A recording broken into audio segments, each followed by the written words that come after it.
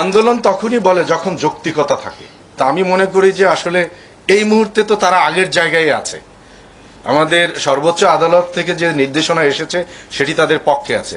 কাজে আন্দোলন যদি যৌক্তিকতা না থাকে তখন তো সেই আন্দোলন নিয়ে আসা উচিত না। সে কারণেই আমরা অনুরোধ করেছি যে তারা যেন আর এই কর্মসূচি তাদের সহকর্মীদের বা তাদের যারা সাথে যারা আছে তাদেরকে যেন জানিয়ে দেয় যেন এটি না করার জন্য।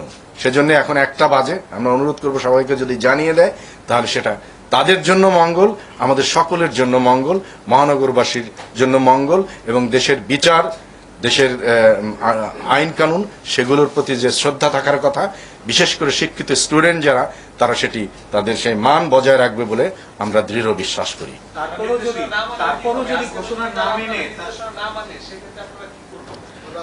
আমরা বলছি যে যেহেতু এই 10 দিন ছিল, আমরা কিন্তু তাদেরকে দেখেছি, বলা যায় যে আমরা আমাদের পেশাদারিত্বের সহিত তাদের এই বিষয়গুলো বিবেচনায় নিয়েছি।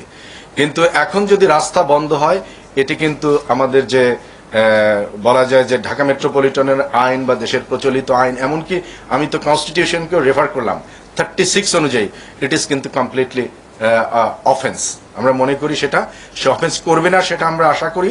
এবং যদি তারপরেও কেউ করে বিশৃঙ্খলা তৈরি করে, আপনারা দেখবেন যে গত 10 দিনে কিন্তু একজন স্টুডেন্টকেও কোথাও আমাদের পুলিশের দ্বারা কোনোভাবেই তাদের সাথে কোনো এমন আচরণ করা হয়নি যেটিকে আমাদের পেশাকে প্রশ্নবিদ্ধ করতে পারে। কাজেই সেই সম্মানবোধ যেহেতু তাদের প্রতি আমাদের আছে, আমার দৃঢ় বিশ্বাস তাদেরও আমাদের প্রতি, দেশের আইনের প্রতি, সম্মানিত মহানগরবাসীর প্রতি সেই বিশ্বাস তারা রাখবে, সেই সম্মানটুকু তারা দেখাবে বলে আমরা দৃঢ় বিশ্বাস করি। তারপরেও যদি কেউ সে ধরনের জায়গা থেকে সরে যেতে চায়, দেশের প্রচলিত আইন তো আসলে কার্যকর, সেটি কার্যকর যে জায়গায় থাকার কথা সেই জায়গায় থাকবে। আমরা মনে করি কি